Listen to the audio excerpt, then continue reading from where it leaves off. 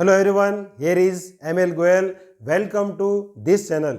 हम पढ़ रहे हैं फाइनल अकाउंट विथ एडजस्टमेंट और अब तक पार्ट 1, 2 और 3 आपके समक्ष प्रस्तुत हो चुके हैं और अब लेकर आया हूं मैं पार्ट 4। एक और महत्वपूर्ण प्रश्न, कुछ और एडजस्टमेंट जिसे हम देखेंगे कि फाइनल अकाउंट पर किस प्रकार से प्रभाव दिखाते हैं। चलिए समझते हैं इस प्रश्न को। विशाल की पुस्तकों में 31 मार्च 23 का तलपट इस प्रकार है। आपको एक ट्रायल बैलेंस दिया हुआ है जिसमें विभिन्न अकाउंट के बैलेंस दिए गए हैं। समझिए, सबसे पहली बात विशाल्स कैपिटल, जिसको आपको दिखाना है बैलेंस शीट के लायबिलिटी साइड में। स्टॉक, ये है ओपनिंग स्टॉक ट्रेडिंग के डेबिट में। परचेज एंड सेल्स जानते हैं आप अच्छी तरह से। रिटर्न्स आउटवर्ड और इनवर्ड, देखिए यहाँ लिखा है रिटर्न्स आउटवर्ड एंड इनवर्ड, तो आप ये नहीं समझें कि आउटवर्ड पहले है तो पहली राशि आउटवर्ड की होगी और सेकंड राशि इनवर्ड की होगी, बिल्कुल भी नहीं। आउटवर्ड का मतलब है परचेज रिटर्न और इनवर्ड का मतलब है सेल्स रिटर्न। तो जो पहला अमाउंट है यह तो अमाउंट है आपका सेल्स रिटर्न का और ये अमाउंट है परचेज रिटर्न का। क्या करना है ये आप अच्छी तरह से जानते हैं। कैरीज इनवर्ड ट्रेडिंग अकाउंट के डेबिट में, रेंट एंड टैक्सेस P&L के डेबिट में, सैलरी एंड वेजेस P&L के डेबिट में, सनी डेटर्स एंड क्रेडिटर्स दोनों अमाउंट है जिसको हम लिखते हैं बैलेंस शीट में। नेक्स्ट है 10% बैंक लोन। अब देखिए यहाँ पर महत्वपूर्ण चीज आती है 10% बैंक लोन। इसका मतलब है कि इस बैंक ऋण पर 10% वार्षिक ब्याज लगेगा। कितना ब्याज अब तक आपने चुका दिया है, कितना बाकी है, ज़्यादा चुकाया है, समझते हैं इसको। देखिए 1/4/2022, इसका मतलब है 1 अप्रैल वर्ष के प्रारंभ में ही लोन लिया गया है, तो वर्ष भर का इंटरेस्ट लगेगा इस लोन पर। तो 24,000 का 10% बनता है कितना, 2400। तो 2400 रुपये इंटरेस्ट चुकाना है। आगे समझते हैं। इंटरेस्ट ऑन बैंक लोन, देखिए 1100 रुपये, 1100 रुपये ही चुकाया है। 2400 में से 1100 रुपये लेस कीजिए और 1300 रुपये बनता है outstanding interest on bank loan. Interest में ऐड कीजिए, साथ ही बैलेंस शीट के लायबिलिटी साइड में दिखाइए outstanding interest on bank loan. Next देखिए प्रिंटिंग एंड स्टेशनरी P&L के डेबिट में, बैंक बैलेंस असेट्स में, डिस्काउंट डेबिट वाला P&L के डेबिट में और क्रेडिट साइड वाला P&L के क्रेडिट में। फर्नीचर एंड फिटिंग्स संपत्ति है असेट्स में, जर्नल एक्सपेंसेस P&L के डेबिट साइड में। पोस्टेज एंड टेलीग्राम P&L के डेबिट में, कैश बैलेंस बैलेंस शीट के असेट्स में, ट्रेवलिंग एक्सपेंसेस P&L के डेबिट में। ड्राइंग्स पूंजी में से लेस कीजिए। प्रीपेड रेंट एंड टैक्सेस, इस बिंदु के बारे में अच्छे से मैं आपको समझा देता हूँ कि प्रीपेड, एक्रूड, आउटस्टैंडिंग और अनअर्न अगर आपको तलपट में दिए गए हैं तो इसका तात्पर्य है कि इसकी प्रविष्टि हो गई है और ट्रेडिंग और P&L में समायोजन हो चुका है।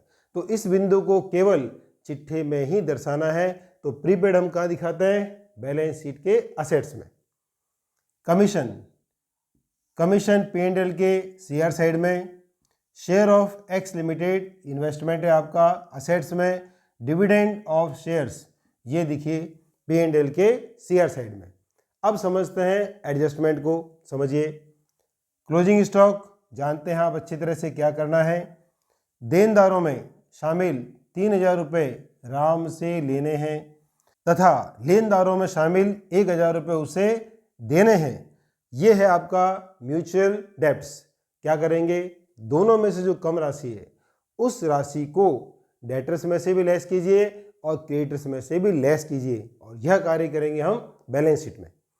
नेक्स्ट है देनदारों पर 5% डूबतिन आयोजन बनाइए, 2% भट्टा आयोजन बनाइए। देखिए पहली बार ऐसा है कि तलपट में प्रोविजन फॉर बैड डेब्ट्स या बैड डेब्ट्स रिजर्व नहीं है। क्लियर। अगर बैड डेब्ट्स और डिस्काउंट भी अगर यहाँ होता तो हम क्या करते, उसको सीधा P&L में लिखते, क्योंकि पहले से आयोजन नहीं है। अब आप क्या करेंगे, जो देनदार का बैलेंस है उस देनदार का 5% निकालिए और P&L के डेबिट में लिखिए to provision for bad debts. उसके बाद में डेटर्स में से प्रोविजन को लेस कीजिए और जो राशि आती है उस पर बट्टे का आयोजन करना है 2% और इस राशि को भी P&L के डेबिट में लिखिए। साथ ही बैलेंस शीट में दोनों मदों को डेटर्स में से लेस करना नहीं भूलें।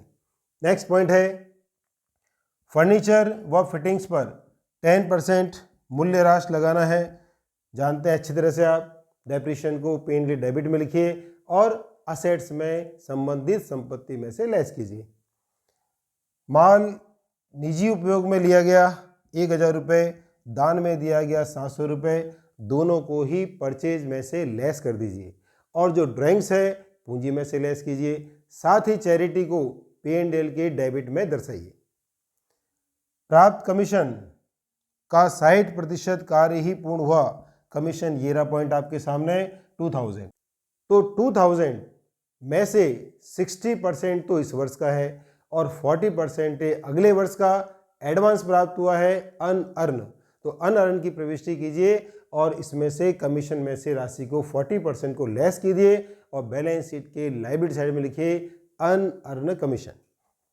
लास्ट पॉइंट है रुपये 600 विशाल की व्यक्तिगत खरीद क्रय बही में लिख दी गई, तो परचेज में से इसको लेस कर दीजिए। साथ ही कैपिटल में से ड्राइंग्स मान करके भी लेस कर दीजिए। अब इस प्रश्न को जिस प्रकार मैंने आपको समझाया है आप रिवाइंड कीजिए, एक एक बिंदु को अच्छे से समझिए। साथ ही एक चैलेंज लीजिए कि आप स्वयं पहले इस प्रश्न को हल करेंगे, उसके बाद ही वीडियो को आगे बढ़ाएं।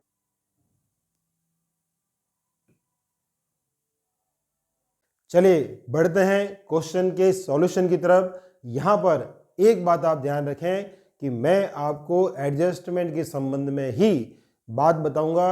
जो मदें किस प्रकार दिखानी है ट्रेडिंग में P&L में, यह बार बार आपको बता चुका हूँ। चलिए समझते हैं एडजस्टमेंट को P&L में ट्रेडिंग में किस प्रकार दर्शाते हैं। सबसे पहले देखिए परचेज का अमाउंट आपको तलपट में दिया है 3,21,700। इसमें से क्या लेस करना है? परचेज रिटर्न, दान में दिया गया माल और ड्राइंग्स। देखिए 1000 रुपये और 600 रुपये, ये दो जो ड्राइंग्स है यह भी इसमें से हम लेस करेंगे। 1000 रुपये तो निजी उपयोग के लिए माल निकाला था और 600 रुपये को गलती से परचेज में लिख दिया था, जो कि विशाल की निजी खरीद थी।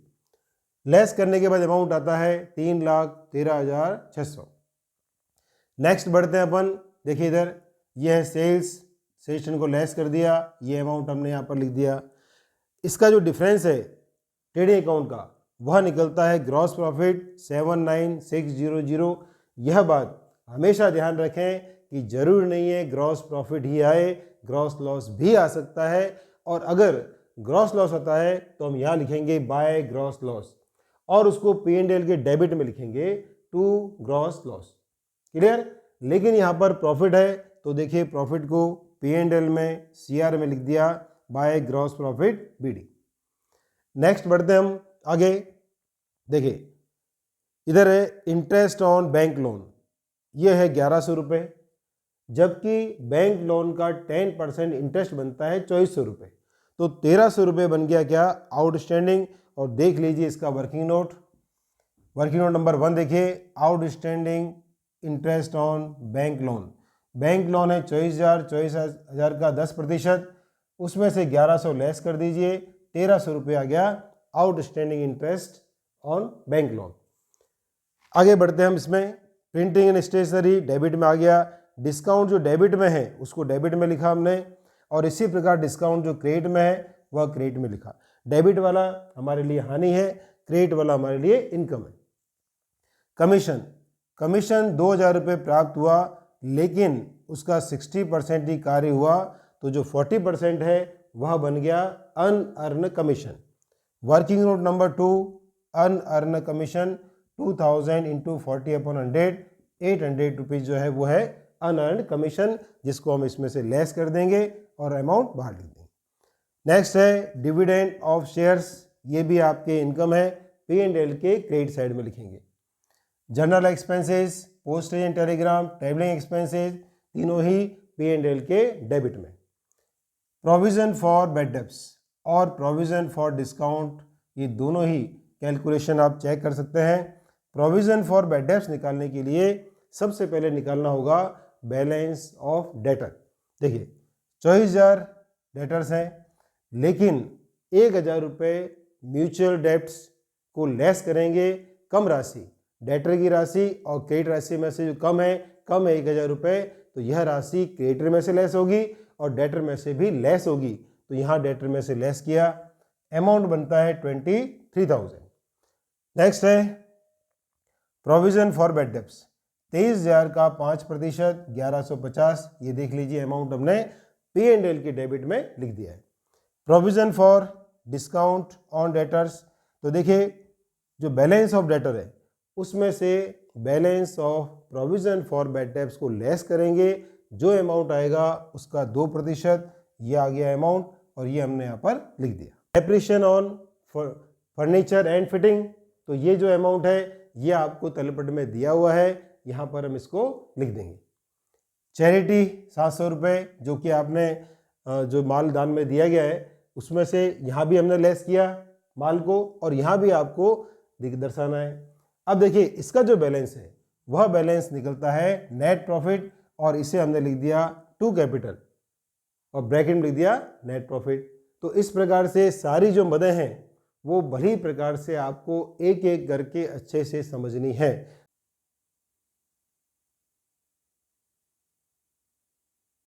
अब समझिए कि बैलेंस शीट में एडजस्टमेंट का इफेक्ट कैसे दर्शाते हैं। समझिए, सबसे पहले कैपिटल जो कि तलपट में आपको दी हुई है, एड नेट प्रॉफिट जानते हैं आप लोग, लेस ड्राइंग्स, ड्राइंग्स में देखिए 32,000 ट्रायल बैलेंस में दिए हैं, 1,000 समायोजन में है, निजी उपयोग के लिए माल निकाला और 600 रुपये जो निजी ड्राइंग्स थी परचेज बुक में लिख दिया गया था, ये भी ड्राइंग्स मान करके इसमें से लेस कर दीजिए।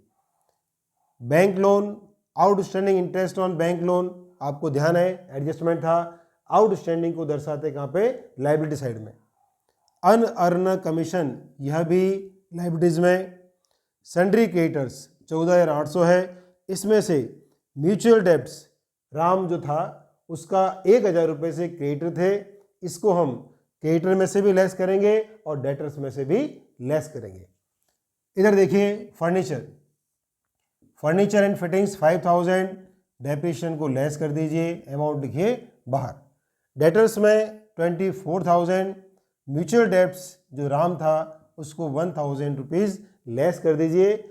नेक्स्ट है provision for bad debts, provision for discount, दोनों ही इसमें से लेस करके अमाउंट को बाहर लिख दीजिए। बाकी जो मदें हैं, क्लोजिंग स्टॉक आप जानते हैं, शेयर ऑफ एक्स लिमिटेड हमारी संपत्ति है, इन्वेस्टमेंट है संपत्ति पक्ष में। प्रीपेड रेंट एंड टैक्सेस, यह आपको ट्रायल बैलेंस में दिया हुआ है, हमने P&L में नहीं दर्शाया क्योंकि इसकी प्रविष्टि हो चुकी है, तो केवल बैलेंस शीट में ही लिखेंगे। बैंक बैलेंस और कैश बैलेंस आपको दिया हुआ है, देख लीजिए। असेट्स और लायबिलिटीज साइड के दोनों साइड के टोटल एकदम बराबर है, 1,19,113।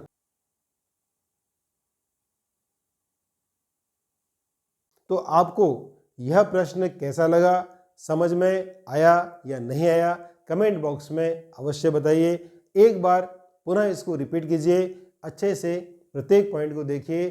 Definitely final account with adjustment आपको सरल तरीके से समझ में आ जाएंगे। शीघ्र ही हाजिर होता हूँ पार्ट 5 के साथ, तब तक पढ़ते रहिए अकाउंटेंसी। नमस्कार।